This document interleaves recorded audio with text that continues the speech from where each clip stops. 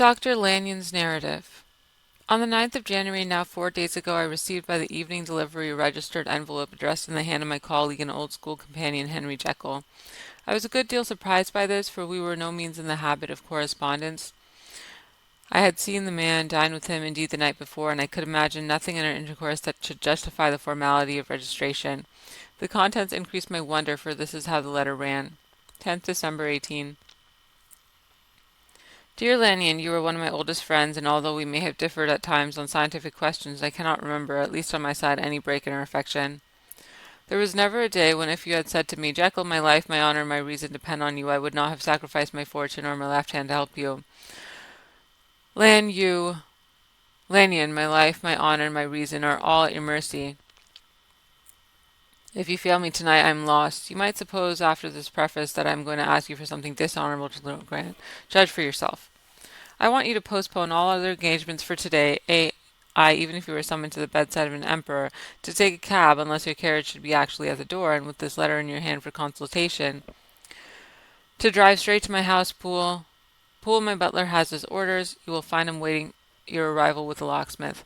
The door of my cabinet is then to be forced, and you are to go in alone to open the glazed press letter E on the left hand, breaking the lock if it be shut, and to draw out, with all its contents as they stand, the fourth drawer from the top, or, which is the same thing, the third from the bottom.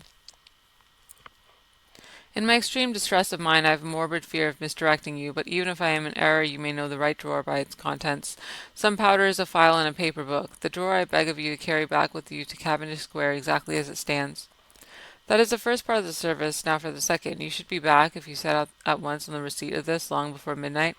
But I will leave you that amount of margin, not only in the fear of those obstacles can neither be prevented nor foreseen, but because an hour when your servants are in bed is to be preferred for what will then remain to do.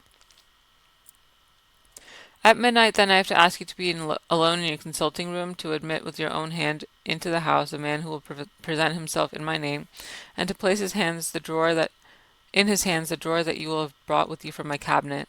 Then you will have played your part and earned my gratitude completely.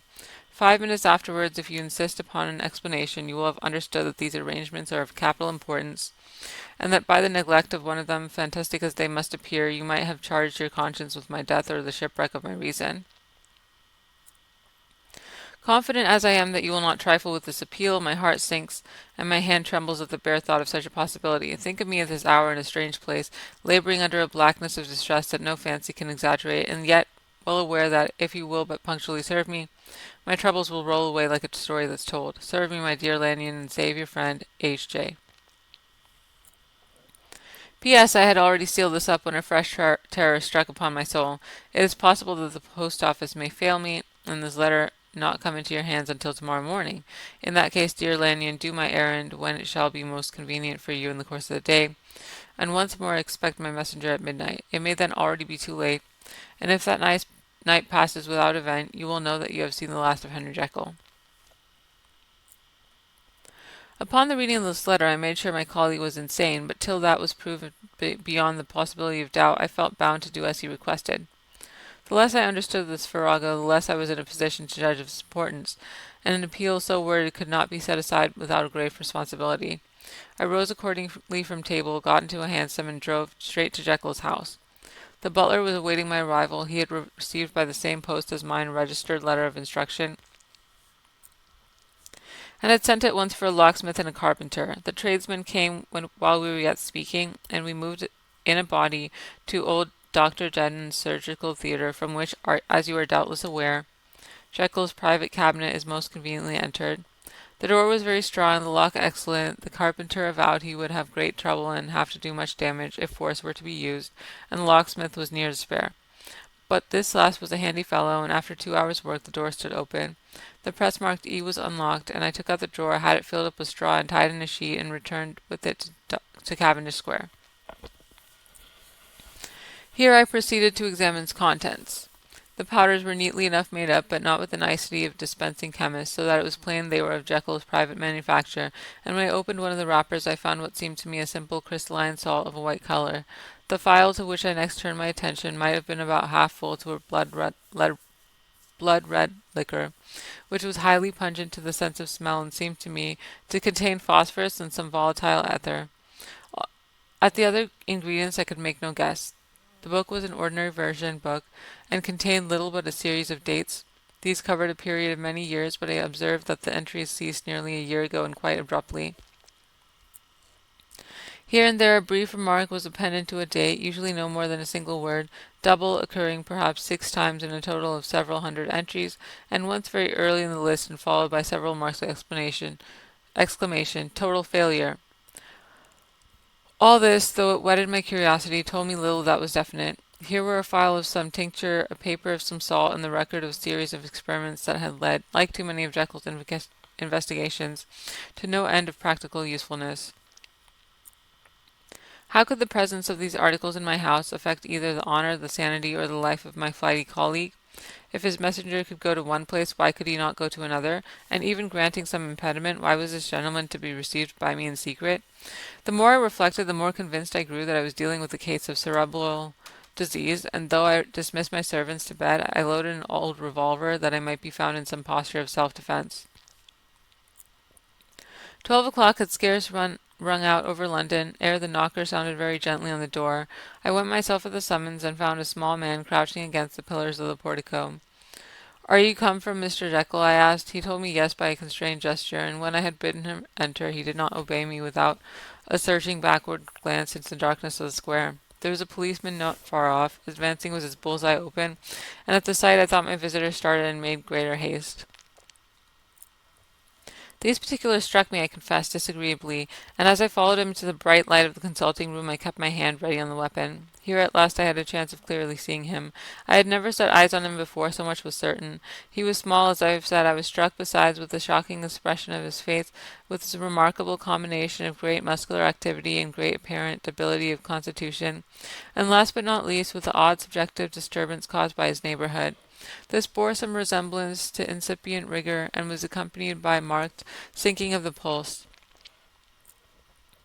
At the time I set it down to some idiosyncratic personal distaste, and merely wondered at the acuteness of the symptoms, but I had since reason to believe the cause to lie much deeper in the nature of man, and to turn on some nobler hinge than the principle of hatred.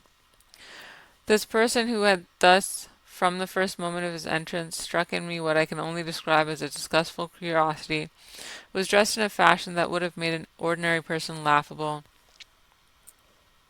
His clothes, that is to say, although they were of rich and sober fabric, were enormously too large for him in every measurement, the trousers hanging on his legs and rolled up to keep them from the ground, the waist of the coat below his haunches, and the collar sprawling wide upon his shoulders. Strange to relate, this ludicrous accoutrement was far from moving me to laughter, rather as there was something abnormal and misbegotten in the very essence of the creature that now faced me, something seizing, surprising, and revolting. This fresh disparity seemed but to fit in with and reinforce it, so that to my interest in this man's nature and character there was added a curiosity as to his origin, his life, his fortune, and status in the world.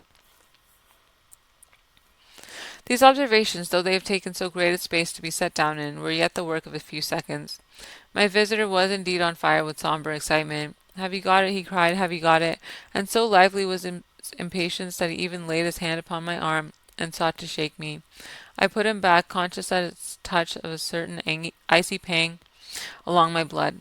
"Come, sir," said I, "you forget that I have not yet the pleasure of your acquaintance. Be seated, if you please." And I showed him an example, and I sat down myself in a customary seat, and with fairest imitation of my ordinary manner to a patient, as the lateness of the hour, the nature of my preoccupations, and the horror I had of my visitor would suffer me to muster. "I beg your pardon, Dr. Lanyon," he replied civilly enough. "What you say is very well founded, and my impatience has shown its heels to my politeness.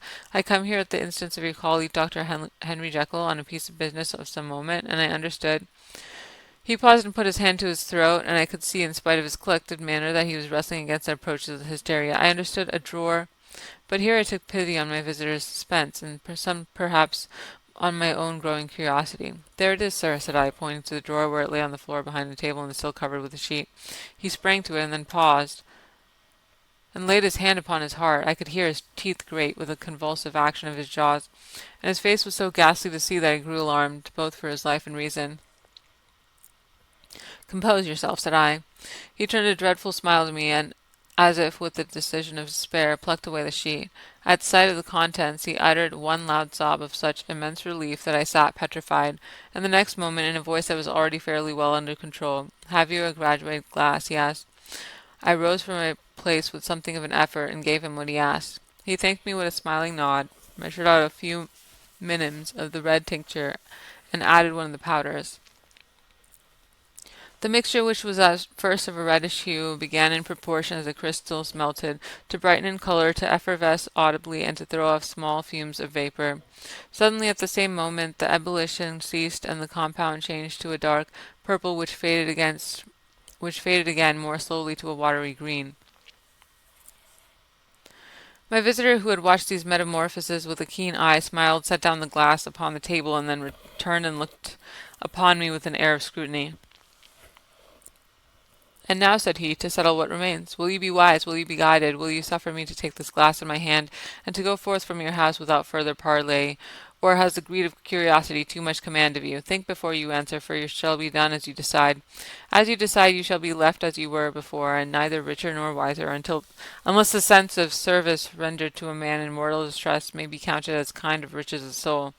Or if you shall so prefer to choose, a new province of knowledge and new avenues to fame and power shall be laid open to you here, in this room upon the instant, and your sight shall be blasted by a prodigy to stagger the unbelief of Satan."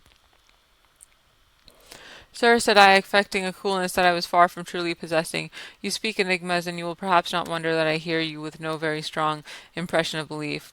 But I have gone too far in the way of inexplicable services to pause before I see the end." "It is well," replied my visitor. "Lanyon, you remember your vows. What follows is under the seal of our profession. And now you who have been so long bound to the most narrow and material views, you who have denied the virtue of transcendental medicine, you who have derided your superiors, behold." He put the glass to his lips and drank at one gulp. A cry followed. He reeled, staggered, clutched at the table, and held on, staring with injected eyes, gasping with an open mouth. And as I looked there came, I thought, a change. He seemed to swell, his face became suddenly black, and the features seemed to melt and alter. And the next moment I sprung to my feet and leaped back against the wall, my arm raised to shield me from that prodigy, my mind submerged in terror. "Oh God!" I screamed, and "Oh God!" again and again, for there before my eyes, pale and shaken, a half fainting and groping before him with his hands like a man restored from death, there stood Henry Jekyll! What he told me the next hour I cannot bring my mind to set on paper. I saw what I saw, I heard what I heard, and my soul sickened at it. And yet now, when that sight has faded from my eyes, I ask myself if I believe it, and I cannot answer. My life is shaken to its roots. Sleep has left me. The deadliest terror sits by me at all hours of the day and night.